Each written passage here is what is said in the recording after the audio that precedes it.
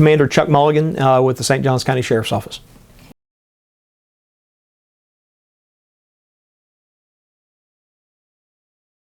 It's not a law. It would be a policy set by the sheriff's office itself. And truly, we have no limitations with regards to accessing inmates via the media. What we do have, however, is some rules that we have in place, which is simply this. If an individual is in our jail and they have not been yet convicted of the crime, they have to have concurrence of their attorney, their defense attorney, before we allow media to interview them. The reason for that is many times these individuals have either invoked their rights or they've not invoked their rights, but they've been read their Miranda warnings. So if they get inside our facility, which is a controlled facility and there's no expectation of privacy in a jail from the normal general population, then what happens is if they make a comment on that camera to that crew, or they make a quote to a newspaper reporter, that quote, that comment, that whole conversation can be used as evidence against them. So that we don't have a mistrial or cases thrown out because of our allowing media to then hinder the prosecution. What basically happens is, as long as their defense attorney agrees to it and allows for the interview, then we will make those arrangements.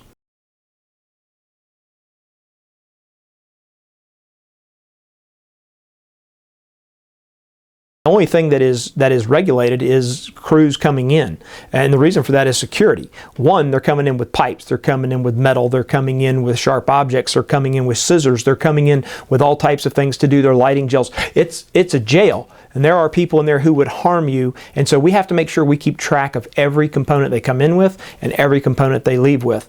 And so those are our issues, and that's the only regulations we have.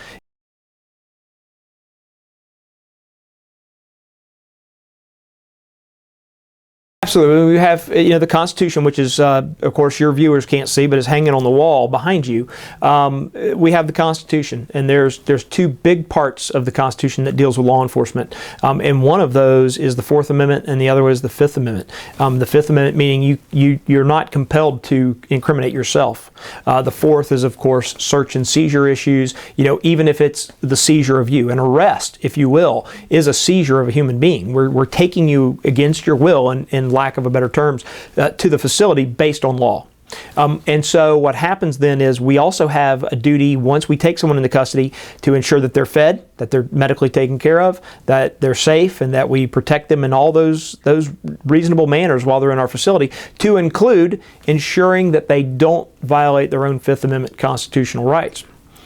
So it's a little different that we are arresting them. We're certainly going to take statements, and if they certainly give us a statement, then that can be used against them. That's part of your Miranda warnings that we read to people when we're questioning them about a crime.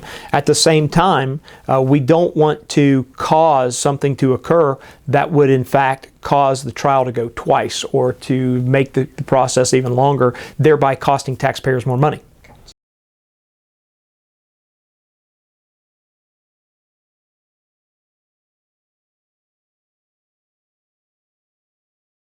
Well, I think that goes back to the Constitution again. There's the freedom of the press. I mean, we have that issue at hand, and really it's the media's role in many ways to inform the public. We work every day with the media.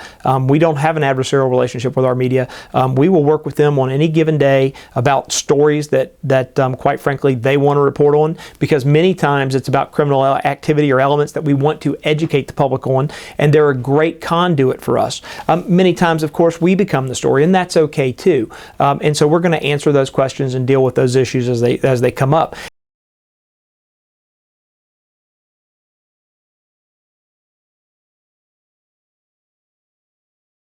It's the media's job to ask the tough questions, and so we're not adversarial about that at all. But certainly, there are many times that the media, even if they get a tip themselves and they start running with something, and we tell them, listen, we understand what you're doing, and we don't have any control over that. But at the same time, we have those conversations, and we say, here's where we're at. If you run that piece of information, that very well may mean that the suspect that we're looking at goes underground, disappears, goes to another state, flees the country before we can get us an arrest warrant. And if that happens and they flee, it's on the media. In a sense, they still have the right to do it, and there's no argument about that. It just makes our job a little more difficult. And so having a good working relationship with the media is great, because we can have those open conversations, and we have that here. Not every agency within the media organizations have that kind of relationship, and there will always be bumps in the road, because again, we're sometimes trying to protect information that they want to make public knowledge, and so there's always that balance.